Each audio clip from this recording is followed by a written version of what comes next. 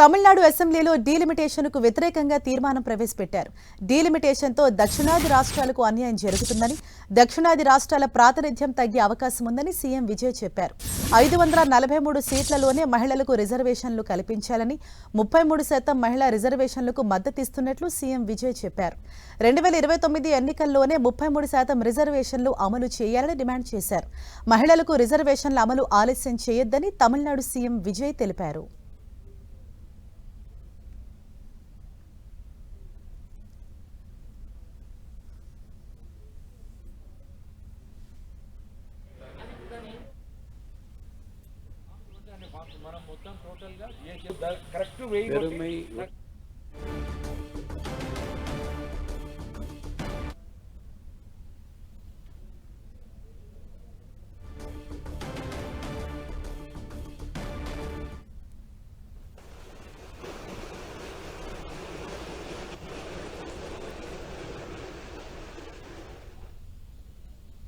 குடும்பத்தில் இருக்கிற நம்மளோட வீட்டில் இருக்கிற நம்ம பாட்டியை, நம்ம அம்மாவை, நம்ம அக்காவை, நம்ம தங்கச்சியை பற்றின ஒரு தீர்மானம்.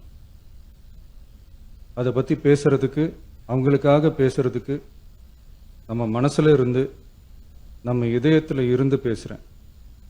இதுக்கு முன்னாடி இந்த விஜய்க்கு கிடைச்ச இடத்துக்கும்,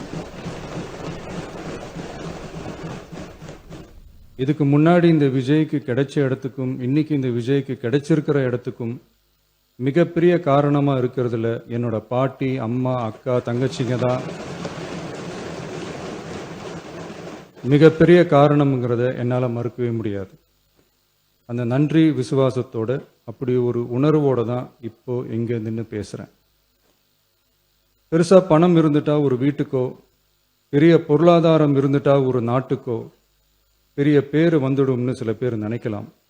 ஆனால் உண்மையாகவே ஒரு வீட்டுக்கோ ஒரு நாட்டுக்கோ எப்போ நம்ம தமிழ்நாட்டு மண்ணில் சங்க காலத்தில் இருந்த அன்னைக்கும் சரி இன்றைக்கும் சரி மிகப்பெரிய அடையாளமாக இருக்கிற பெண் ஆளுமைகள் நிறைய பேர் இருக்காங்க.